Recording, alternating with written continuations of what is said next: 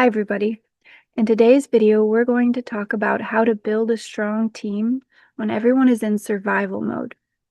When people are scared, trust breaks down, and teams fall apart, even when everyone has good intentions.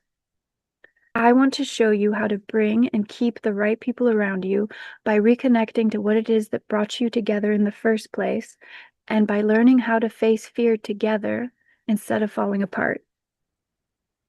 As I set up to record this video, I noticed that in the Gulf behind me, I'm not sure if you can see on camera because it's kind of far away, um, but there are military ships in a Gulf that is usually quite empty and peaceful this time of year and full of sailboats and cruise ships in the summer months.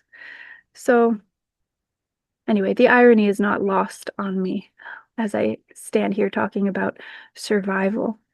But anyway, it is rough waters out there for almost everyone.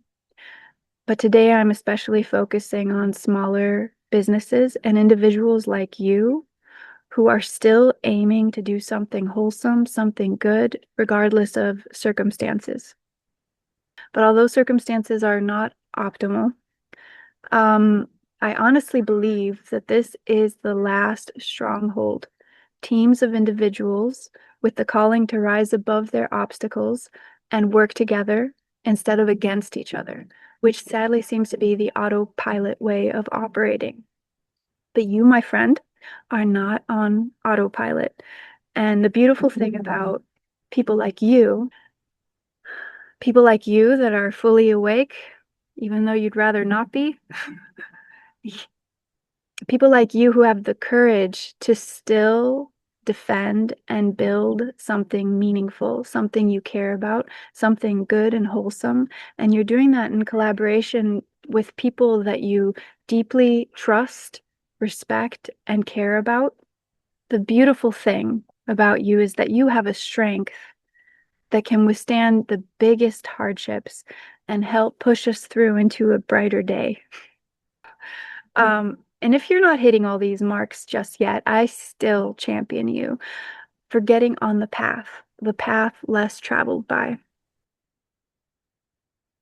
And if you're watching a video like this, there's a good chance that you already know this and that you're searching for ways to build up your own people, whether that be uniting your own family, friends, and coworkers, or growing your business and collaborative projects, or both. This is not for the faint of heart, and I'm a steadfast champion of people like you, as well as on a parallel path with you, with my own people and our mission, and building strong, fruitful collaborations. Like I mentioned, the island I live on here is a popular tourist destination in the summer months and is thus full of businesses that cater to that.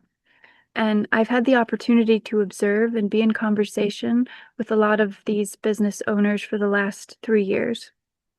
One of the main presenting problems most of these businesses face is that they can't find or can't manage to keep capable and trustworthy people. They struggle to build a strong team, and they find it hard to develop healthy collaborations. And because of that, they really struggle to stay afloat. Because everyone is in survival mode. Seemingly the only motivating force for employees is their compensation.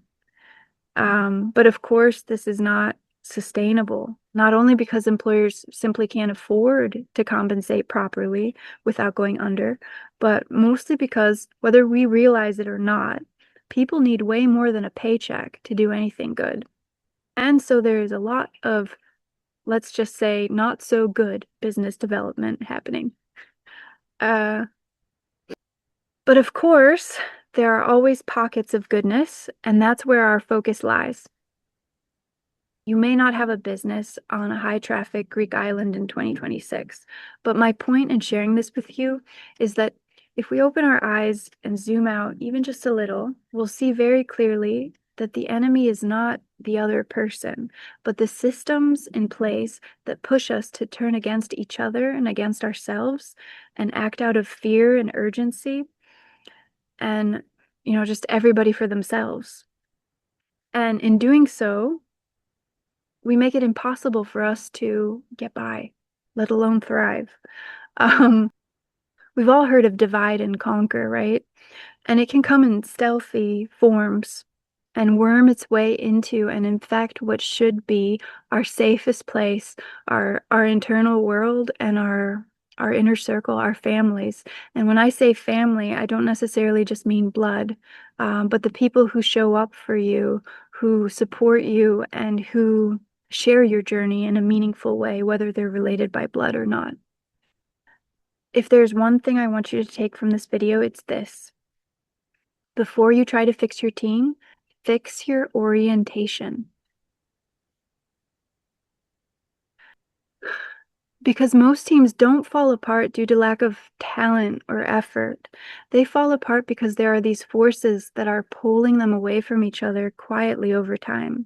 Survival mode, fear, scarcity, the pressure to perform, to grow, to keep everyone happy. And beyond that, a world that feels heavier, harsher, and deeply disorienting. A sense that everything is urgent and fragile and somehow disposable.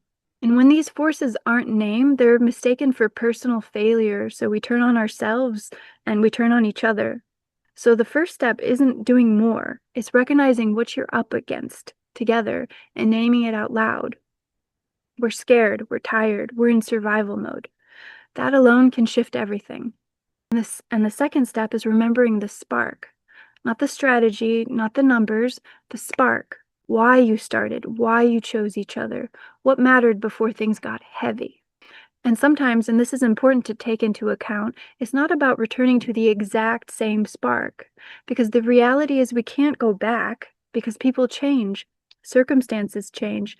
What you're building might be asking to evolve. So the work becomes choosing consciously what your foundation is now, what you're organizing around, and what feels true enough to stand on together. And somewhere along the way, many teams lose touch with that, not because they don't care, but because survival crowds everything else out. Reconnecting to that spark is not sentimental, it's stabilizing. It gives people something solid when everything else feels uncertain. It restores trust and it reminds everyone we're on the same side. And here's the part most people miss. This is not a solo job. You don't carry this alone. You don't fix this alone. Strong teams are built when someone has the courage to slow things down, name what's happening, and invite others back into shared meaning. If you feel this, I made something for you. I created a short free workbook. It's something you can go through on your own in your own time to remember why you started, what matters to you, and the people you want to build with. You'll find it linked below. No pressure, just a place to begin. And one more thing, you're not broken. Your team isn't broken. You're navigating real pressure in a system that thrives on disconnection. Please remember that.